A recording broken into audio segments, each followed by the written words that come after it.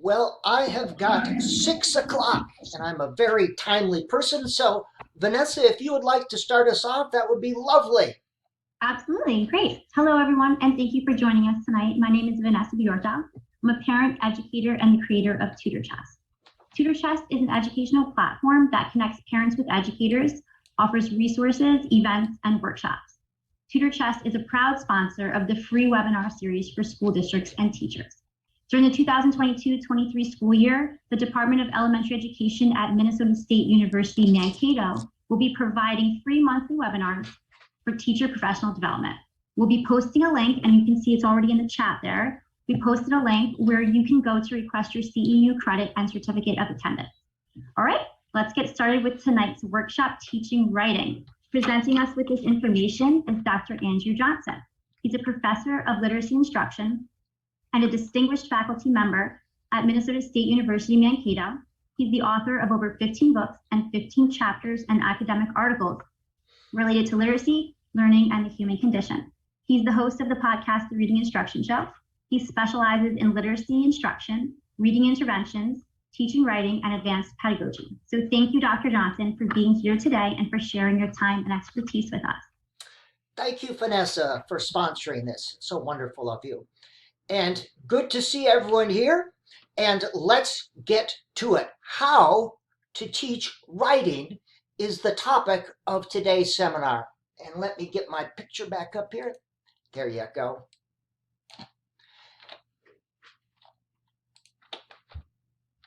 And the stuff that I'm talking about is coming from a book that will be published sometime in 2024, Being and Becoming Teachers of Writing. So welcome to people all over the country and all over the world.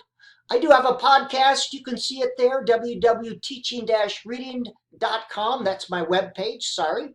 You can go there and get lots of resources on reading, my podcasts, YouTubes, etc., etc. And you can find my podcast there, but I do have a podcast, The Reading Instruction Show. At any time tonight, if you have a question, just put her in the chat. And I want to end the evening. I'll just open it up for questions at the end, but go ahead and throw a question in the chat and I'll try to keep track of that. This is what we're going to do tonight, and we will end up around 7 o'clock or so. I don't want to go too much longer than that. So let us start. But I want you to take the ideas with you tonight that will work for you. Adopt and adapt. There is no standardized process. There is no standardized student. There is no standardized teacher. Take what works for you, adopt and adapt. And if you can get 2 or 3 good ideas to use tonight, that will be a wonderful thing. So let's start off by finding out what writing and writers are. Writing is expressing meaning with print, creating, transmitting ideas from here out to the world. Every child can write. First day of kindergarten, first day of graduate school, every adult can write. Now, they may not write very well. They may need more picture clues than letter clues, but they can use a paper and a pencil to create meaning and transmit ideas and stories. We start with that premise. As well, every student can learn to write well if you teach them, if you teach the process. We teach the process, the 5-step writing process, to develop the skill. Like any skill, you get better at it by practicing. If you want to be a better piano player, you must practice. A better volleyball player, you must practice. A better trumpet player, you must practice every day. So it is with writing. If we want our students to get better at writing, we must provide time every day to practice. Daily writing practice. Now, this need not be an hour or 30 minutes, but there should be some time set a day, some time set aside every day for students to write, to share, and to express their ideas. Now, how to not teach writing. If you want to not teach writing, here's things you should do. You can not teach writing by assigning all writing topics. It's very hard to write from someone else's idea or write someone else's topic. Students need their own writing topics, their own ideas. As adult writers, writers in the real world, I'm a writer in the real world, I get to choose my writing topics. It would be very hard to write books and articles if someone assigned me a writing topic. Now, there are times and places where you do, but to the greatest extent possible, try to allow students to choose their writing topic. It may be a choice within topics, but allow them choice. It's a powerful motivator. If you want to not teach writing, simply assign more writing. The writing intensive courses you see in college and high school are often an example of that. They just simply assign more writing without teaching the process, the 5-step writing process. We teach the process to develop the skill. Simply assigning more writing is going to have little impact. If you want to not teach writing, teach grammar and other mechanics apart from writing. Teach grammar over here and have them write over there. The skills of writing should be taught within the context of students' own writing to the greatest extent possible. And I'll show you how to do this a little bit tonight. Here's my favorite. Teach writing only by describing what the finished product should look like. Boys and girls, it should have 5 paragraphs. It should be, no, that does nothing to teach the process. How do you go about it? Could you imagine someone trying to teach you how to make jelly by simply describing the end product? This is what jelly looks like. Now go ahead and make some jelly. No, you need to be taught the process of putting things together. You'll learn that tonight. And have students write for a single audience, the teacher, which too often happens. You have no sense of how the writing plays through the head of a real audience. The teacher is the only one who gets to see these ideas. Correct and edit instead of respond. Writers need to see how their ideas are playing, how their choice of words is playing. They need people to respond to the ideas. There's a place to edit and correct. Ideally, you'll be teaching students how to edit their own work and edit the work of others. But if all you do is edit and correct, students within good writing is simply avoiding errors. And that's not what good writing is. So, what writers need? To be a good writer, they need to know and understand the 5-step writing process, which you will learn tonight.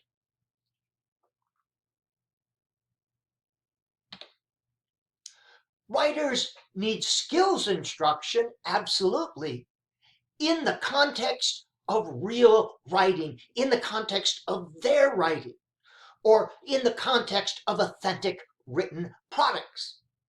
This is often done in mini lessons or in editing sessions. Writers need responses to see how the words, the sentences, the ideas, how it plays, how it creates images and emotions inside the heads of their readers. That's what writing is. That's what makes it come alive. You're going to see me repeat a couple ideas throughout the evening here. Writers need to write for real audiences. It makes it go from an abstract endeavor to a real thing. And the best way for students to develop a sense of audience is to give them one. Absolutely. Develop a sense of audience. How do you develop a sense of audience if you've never had one? Students need to write for real audiences, and they need teachers who write. Would you take piano lessons from someone who never played the piano? Would you take tennis lessons from someone who never played the game? Now, you need not write long things. Your writing could be just short, little things. But this enables you to understand and to model. Boys and girls, I was working on a draft yesterday, and here's what I found. Writing teachers need to write. It need not be long. It can be short little paragraphs, but writing teachers must write. And before we look at the 5 steps, there are 6 types of writing that should be included in a K-12 writing curriculum in grades kindergarten through 12, and they look different at each. Persuasive writing, how to make a case for or against something. Narrative writing, describing events or incidences, telling a story. The writer becomes a narrator. Expository writing, information writing, explain, describe, provide information, communicate knowledge. Inquiry writing, the type of writing found in the sciences, describing all phases of the inquiry process, asking a question, gathering data. The arts, absolutely. Poetry, drama, scripts, song lyrics, comedy monologues. And you're going to say, well, that's just fluff. Why do you do that? The same processes used in creative writing, in poetry, in comedy monologues, the same process are used in formal and technical writing. You teach the process, and that process transfers from one type of writing to the next. And communication, how to write formal and personal communication, emails, memos, newsletters, etc. Those are the 6 types of writing that should be found in a K-12 curriculum. So, teach the process to develop the skill, the 5-step writing process. This has been around for over 20 years. Donald Graves came up with this in the 80s. I think he became famous for this.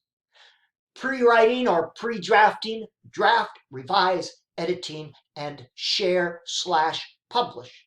We're going to go over each one of these, and I'll give you a whole bunch of ideas and strategies that you can use. So, step 1 is pre-writing or pre-drafting. What is this? Well, you have your writing topic, all right? What you do before writing is just as important as what occurs during writing, the pre-writing process. Now, beginning writers often just start telling. But advanced writers and prolific writers and experienced writers always take more time up front. Comparing novice to experts, the experts always spend more time up front planning. The pre-writing phase is important.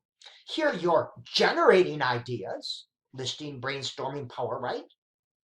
You're organizing your ideas. You might use graphic organizers or outlines. Inductive analysis is putting things in groups.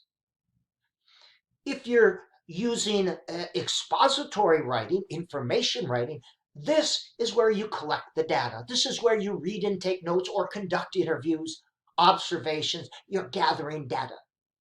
All of these can be done in developmentally appropriate ways from kindergarten through graduate school at all phases. You can adopt and adapt these for even kindergarten. Absolutely, you can.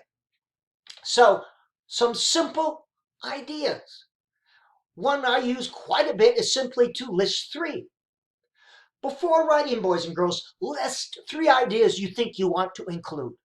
That's a simple one. It gets the writer thinking about what they're going to write, and they start writing. Once you've got your 3 ideas, go ahead and begin. Simple. List 3. Brainstorm. Now, don't assume students know how to brainstorm. Here you're trying to generate as many ideas as quickly as you can. Now, this should be demonstrated, modeled, and practiced in large group first so that they know.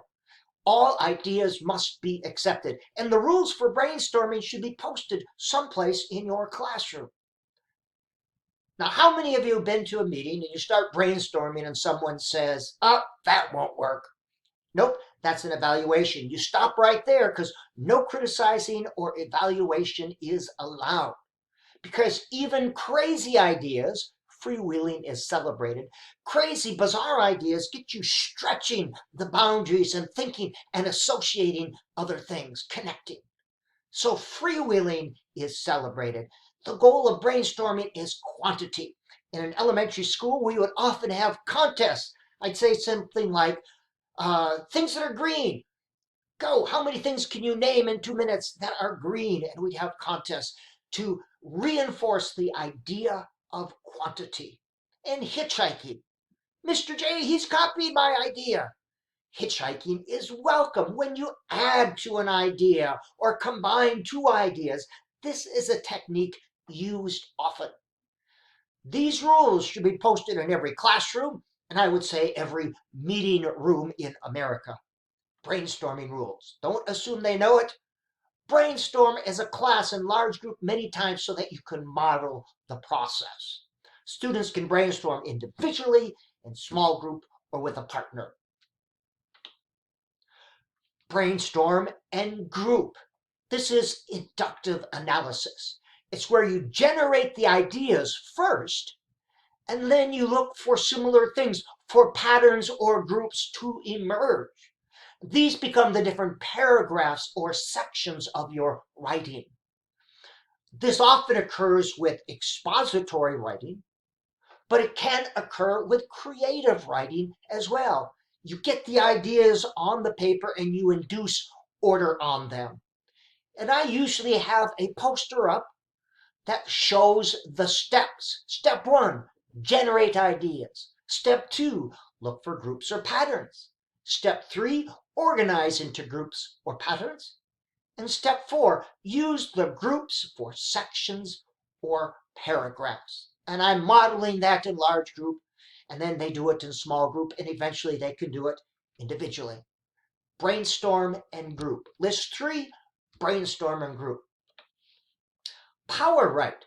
You have a writing topic, and you write, the goal is for a specific time. This is different from free write, where you just write for 15 minutes. Here you write for 1 to 3 minutes, depending on the age level. And you tell students to keep the pencil moving. If they don't know what to write, just say pencil, pencil, pencil until an idea goes. And say you're going to keep that pencil moving for 1 minute or 2 minutes or 3 minutes. And often they create a pile of gravel, but there's always a couple of gems in that pile of gravel. It gets the ideas out of their head. And I put these steps up there, find an idea, associate quickly, attach words and pictures, keep the pencil moving, 2 to 3 minutes, depending on the age. With my college students and high school kids, 3 minutes, middle school, 2 minutes, elementary, 1 minute or 30 seconds. You decide, see what works. The power write. These are all pre-writing ideas. Web and brainstorm. This can be used with expository writing or narrative writing. You start with a topic or a story idea. You find 2 or 3 or 4 related ideas and you brainstorm on each idea. It could be 2 or 3 events in a story or 2 or 3 things you want to talk about. And you have the steps posted. Find a topic or theme, 2 to 4 nodes. Brainstorm on each node. Use the nodes for sections or paragraphs, and that's a great way to begin to teach paragraphs. A paragraph is a group of similar ideas. When you start a new idea, start a new paragraph. And here is the graphic organizer, which is good for so many things. It organizes your ideas. Outlining, don't discount the good old-fashioned outlining. For stories, yes. For expository text, gets those ideas, gets them thinking out loud, gets them thinking on the paper. Look at the topic or theme, list important ideas using numbers, and don't get caught up in using official outlining form. That just gets in the way. Use numbers, use letters for details on the numbers. Keep it simple. Keep it simple. In most things, keep it simple.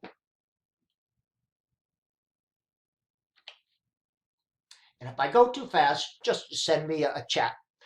This is a favorite. Turn to a neighbor. Turn to a neighbor. Share your ideas.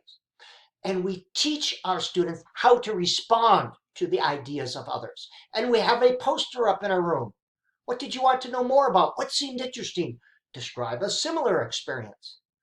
We teach students how to be good neighbors or good responders. This can be done in kindergarten through graduate school again. Turn to a neighbor. The idea of expressing your idea, and then getting comments or insight from someone else.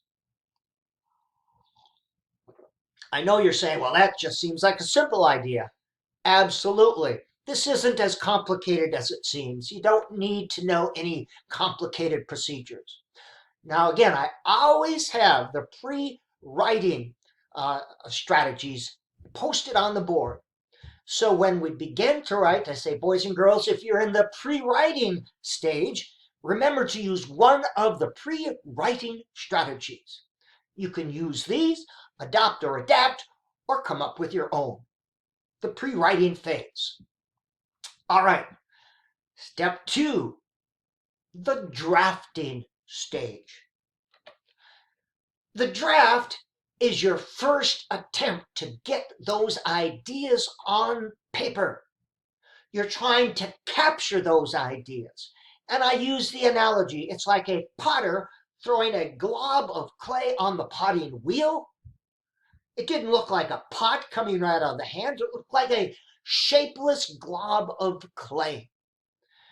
And from preschool to graduate school, you cannot write well if you're not willing to first write poorly. Your first drafts should look like garbage. That's what a draft is. It's your first attempt to get those ideas on paper. You're throwing the clay on the wheel. And I would demonstrate by showing my first drafts, the scribbles, the arrows, all the crossed out things. And I put the steps. Don't think, get it out. Don't think some more, get it out some more. Repeat as necessary. And oftentimes people are trying to edit during this phase and get it just right. And I have to remind myself too when I'm writing. When it's just not coming, it's usually because I'm trying to get it just right. And I have to continually remind myself, just get garbage on the page. You can't write well if you're not willing to first write garbagey. And you can even have garbage practice if you want. Boys and girls, our goal today is to really write badly. So let's write some really bad drafts. Try it. See how it goes. Let us know. Now, most of the writing activities you do in class are pre-write, draft, and share. And by the way, writing should be used in reading as well. These need not be long, 2 to 10 minutes at the most. Pre-write, draft, share with a neighbor. In reading class, we use writing because writing reinforces letter-sound relationships, but it's the best way to develop the syntactic cueing system, grammar in word order. So reading class must include writing of some kind. Responses, you'll hear me say this many times. Responses make it come alive. That's why we include pre-write, draft, and share. It provides ideas for revision. Getting response is powerful. The best way to develop a sense of audience is to provide one. Pre-write, draft, and share. Most of your short writing activities will be that. Responding. You will need responding guidelines. Things like this. What did it remind you of? What was going through your head? And you'll see different examples here of posters that teachers put up in their classrooms. Ideas for responding, response guidelines. How can I help my partner with goals? I like be a cheerleader, ask questions. Writing partners can teach too. Listen, elbow to elbow, be the teacher. You should try. I like that one. Why don't you try? Writing partners can teach too. All right. Adopt and adapt the idea, but you get the idea. Now, the drafts. A lot of these pre-write, shared drafts, you get a lot of drafts, they should be put in a file folder someplace and kept in a milk carton or on the shelf, but not in students' desks because they get lost. If they're doing drafts in a notebook, have a separate notebook or journal for these types of drafts. And again, if it's kept in the desk, it gets lost. When it comes time to do writing workshop or more formal writing, students are able to choose a draft that they want to take to the revision and editing stage. Not every draft is going to make it to the revision stage.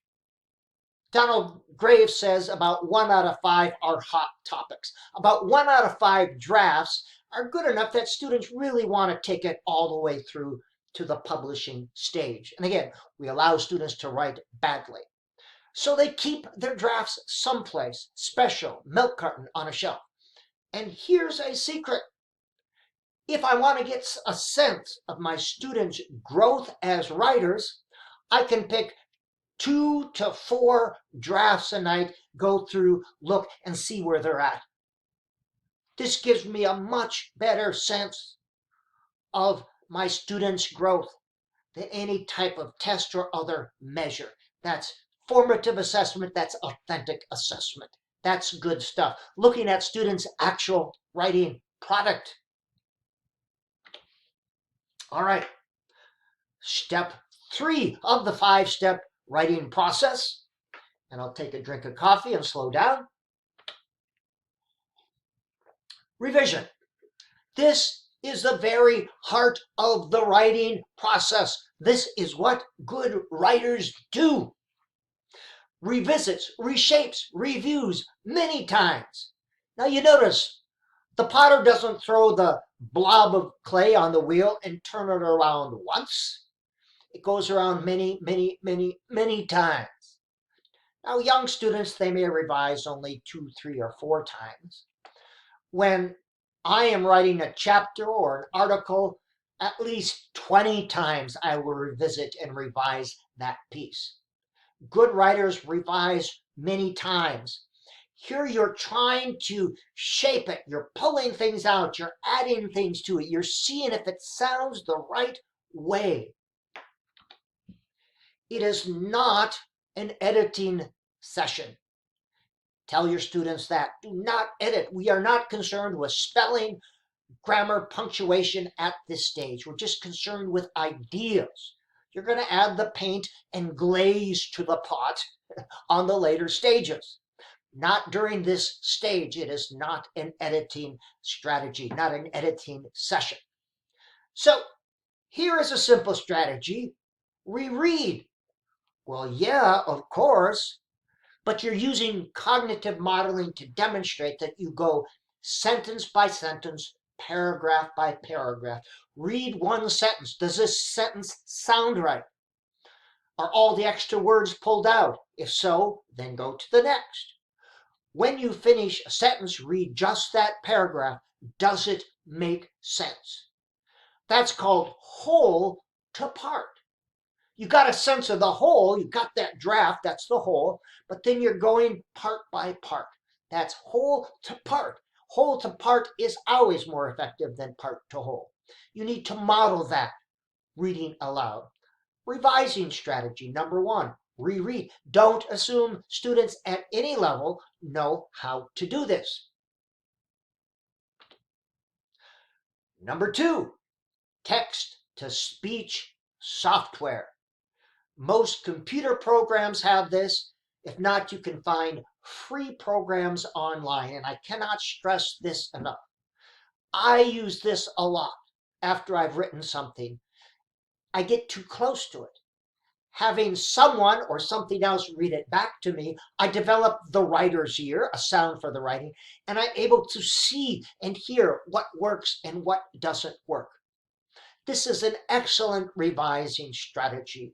And usually it's done if you're revising, look at just one paragraph at a time. I usually have the computer read one paragraph at a time. This is a very good revising strategy, one not used often enough.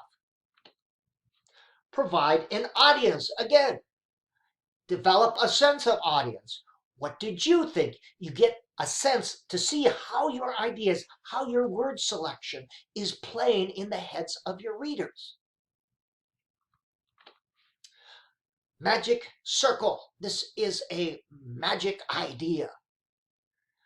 It is, you have to tell your students first, it's a responding session, not an editing session. I use this in 2nd grade. Students would identify a piece of writing that they wanted some response back. They would make sure they had no names on it, so they would erase their names, but they'd identify a piece of writing that they were working on. You'd collect all the students' writing. Now, with younger students, I actually move their desks into a circle, hence the name Magic Circle. With older students, you wouldn't do that. I put one desk in the middle. I shuffled all the papers and I gave one to each student. And I told the students their job was to read and think all over the paper, to read and respond. And we had those response guidelines. When they were finished, they would stand up, put it in the desk in the center, and wait for another. And with older students, I simply had them raise their hand in trade with another student. And the goal usually is 3 or 4 papers. You can see when the energy starts to leave. And at the end of that, it's usually 15 to 20 minutes, depending on the age of your students. You return all the papers in the center or a table someplace, and students run and they get their own. And I've used this with undergraduate and graduate students. It's a powerful strategy. They get their paper back and it's alive with comments and ideas and questions and sketches and all sorts of things. Great strategy, Magic Circle. If you take one idea from tonight, use that strategy. That's a great one. That and speech-to-text software. Writing conferences. In a writing workshop or other setting, it's not an editing session, it's a question-asking session where you're asking questions to direct the writer. And usually I can do 2 or 3 of these a day, no more. Usually these are 5 minutes in duration, no more. Usually the other students are writing while you're having these conferences. You see the questions there. And I like to, depending on the age, have a calendar on the wall, and students are assigned each day. So if you do 3 a day or even 2 a day, within 3 weeks, you'll get through most, if not all, of your students. If they have a special need, I always save a spot. If they need a conference with Mr. J, well, then they can sign up as well. What are you planning to do next? Where are you going with this paper? Is there something you're thinking about adding? Tell me more about. You're asking questions. It's not an editing session. And I always model this with a student in front of the class, by the way, before I do it. All right, we've gone through 3 steps. Step 4, the editing step. The editing step. This is the stage. This is the step where you're looking for grammar, spelling, and punctuation errors. Now, if you try to do step 4, during steps 1, 2, and 3, you're going to ruin the project. Doing step 4 too early ruins any writing project. Step 4 is the editing stage. We have limited space in short-term memory that we're using to hold ideas and move them around. If I had to think about editing at the same time, I wouldn't have enough space to think of those good creative ideas and those connections and those associations. So here's editing idea number 1. Self-editing, the editing checklist. Here is a simple editing checklist that gives students an idea of things to look for in the paper. Yes or no. And you would have those things, you'd use the checklist to reinforce the skills you're teaching. So every item on the checklist is things that I am teaching or had taught. So they're focused on specific things. And depending on the age level, 2 to 3, to 6 or 7, depending. And you can go online and get all sorts of ideas for checklists at different ages. But again, remember, the things that you're teaching, the mini lessons, should find their place on the editing checklist. This is a checklist I use for my graduate students. Keep it as simple as possible. In all things, keep it as simple as possible. More complicated doesn't mean better. More complex doesn't mean more rigor. And speaking, here's an idea. You get the idea. Speaking of complexity and rigor, rubrics. I do not recommend them. I hate rubrics because sometimes they take much more time than they're worth. And you have 2 or 3 things at each level, and sometimes students get 2 of the things and not all of them. Then are they a 4 or are they a 3? And you're spending all this time. It's subjective anyway. You get the same thing with a rating checklist. Rubrics, I do not recommend them.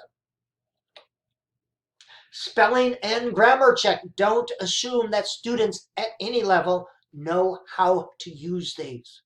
Teach them how to use this, how to use the spell check to look for words that don't look right. What does that mean when there's a little line underneath the word? Don't assume they know how to use these at any level.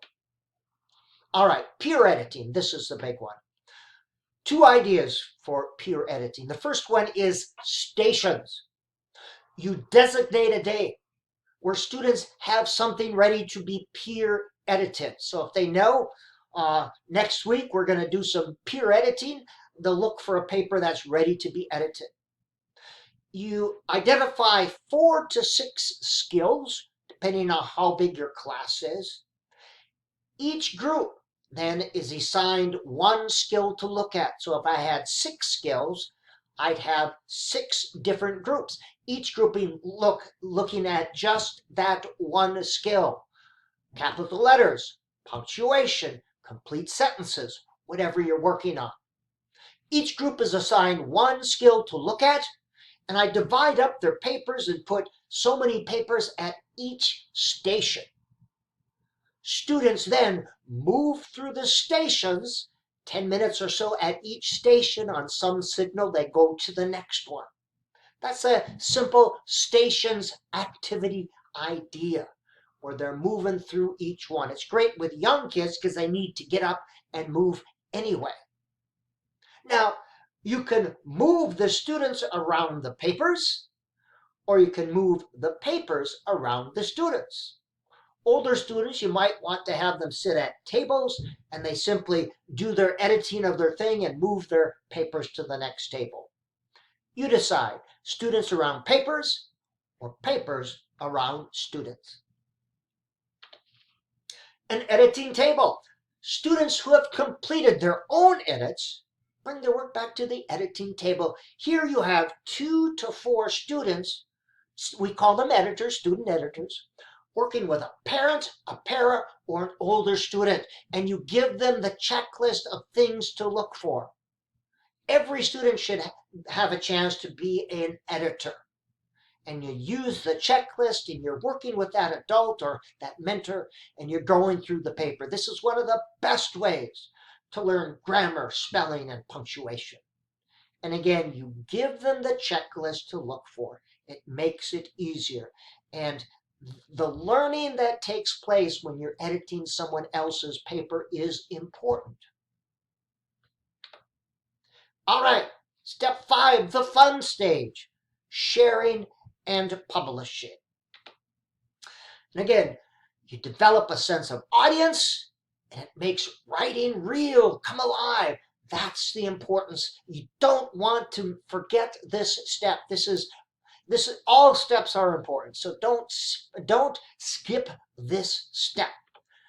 Sharing, and we're going to differentiate. Sharing is a single event or a one-time interaction with the text. It could be in-person listening or reading of someone's written product. Single. Sharing is when you create a product that people can listen or read many times or over time. And I'll give examples of this. The first one is author's chair. Here, one or no more than 2 people a day have a finished work that they actually sit in the author's chair and they read to the class. Students can sign up for author's chair when they have a piece ready. You may set a goal for students to read once a month or once every 2 weeks in the author's chair. You decide how to use this. But this is the author's chair. And I say don't do more than 2 authors a day because it gets hard to sit still and hard to listen to more than that. So 1 or 2 a day. Small group. We've talked about that, but it could be an oral reading of your paper to the group to get their responses, or it could be a read and pass activity where papers are read and exchanged. That's a type of sharing. Open mic day. This is a great idea. You set aside a day for students to read their short works, and you can actually have a microphone. If you're in a classroom, it doesn't have to be connected, but it's an open mic. Now, this could be at the classroom level, grade level, all the second grades, or at the school. Maybe you have specials where the school gathers, and maybe you want to have select students to do open mic night or open mic day. Always set a time limit, 1 or 2 minutes. And stay on that and make sure you don't allow them to go beyond. Students will begin to write specifically for open mic day. You could have a poetry day, a comedy day, a social issues day, a monster day. You're limited only by your imagination here, and it's fun and it's motivating. And you're saying, well, that's just silly. Exactly, it's silly. But the same processes used to write silly are used to write expository formal writing. So we encourage silly. It's okay. Dramatic readings of narrative text.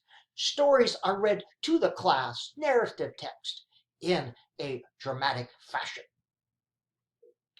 Or drama. Students write dramas, characters, parts, and assign parts. Now, these can be stories that they have written. You could have them rewrite and reenact stories from movies, TV shows, favorite books. How would Winnie the Pooh answer this and get the Winnie the Pooh characters? You're limited only by your imagination.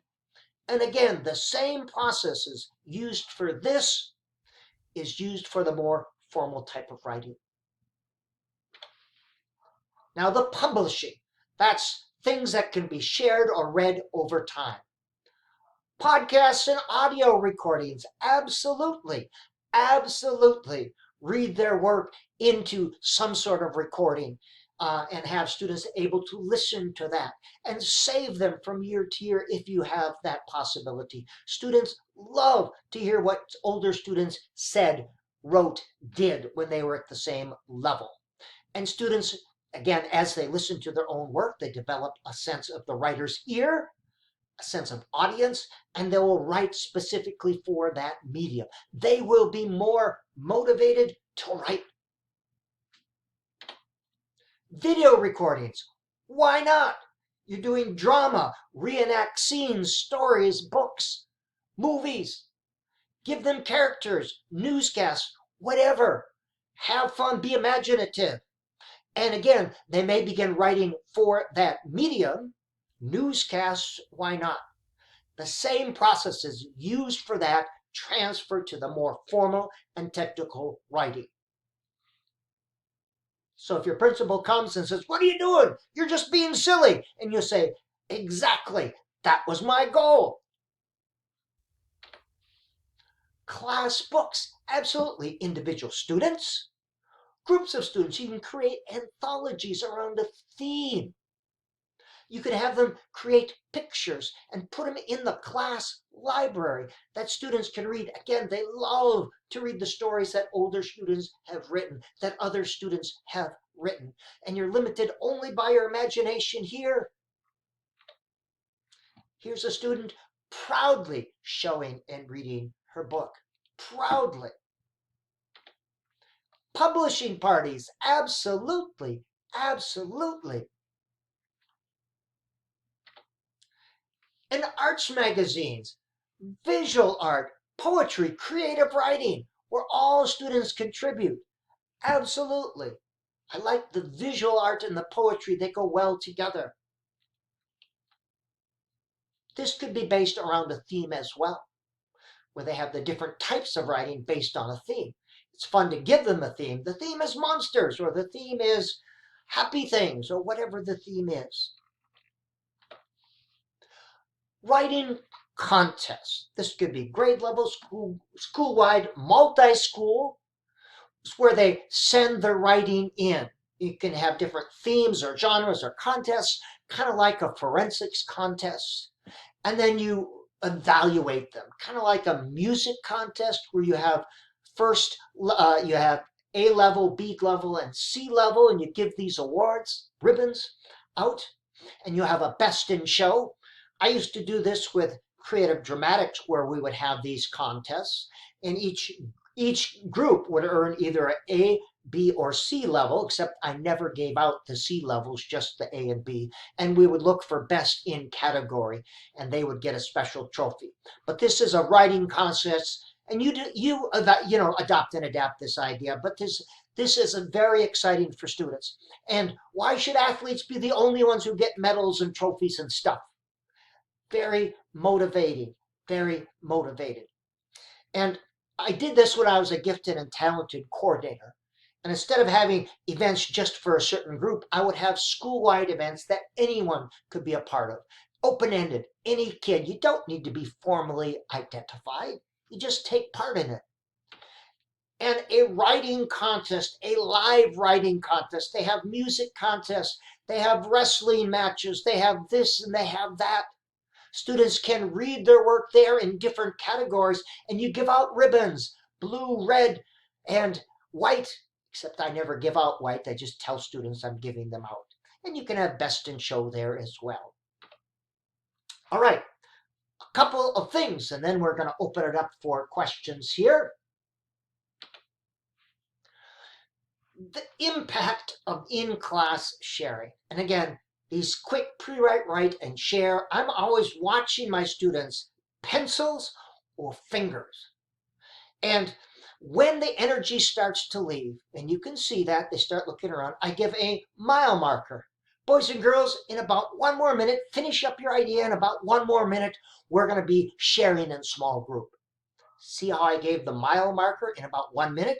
Finish the idea that you're on. That's the simple draft, write, and share. And most of your activities are like this. This can be done in any class. Pre-write, write, and share. Sharing over time develops community and understanding. What could be better than human beings reading their thoughts and ideas to other human beings, looking at each other, laughing? It enables understanding, real human beings sharing real ideas. Now, with my undergraduate students, this is a great way to develop community.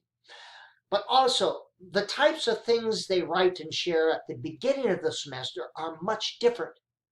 from those that occur in the middle and the end. With your students, especially older students, be wary of the types of things you ask them to write and share about. But this is one of the best ways to sense the commonality of the human experience and to begin to understand other human beings. And again, I've said, silly personal stuff, that's fluff. Does it get in the way of the writing they need in the real world? No. You're learning the impact of words. You're learning how to convey thoughts and ideas effectively, whether it's silly writing or creative writing or formal writing. These types of writing, the skills and processes learned in this type of writing transfer to more formal writing. So, encourage silly or creative writing. Students often are more motivated to be silly and creative. Encourage that sort of thing. Put the arts back in language arts. Podcasts, song lyrics, comedy monologues. Why not? Why not? The arts expand the neural networks, which enhance learning, different ways of thinking. You could even put the arts back in science, back in social studies. You're limited only by your imagination. All right, couple more things, and I'm going to stop in about 4 minutes and take questions. Make sure, if you're writing every day, students are thinking about what they're going to write when they're not in school. That's the importance of writing every day. Finding writing topics. And oftentimes you have to ask students what to write about. So I am going to stop here and I'm going to save the rest of the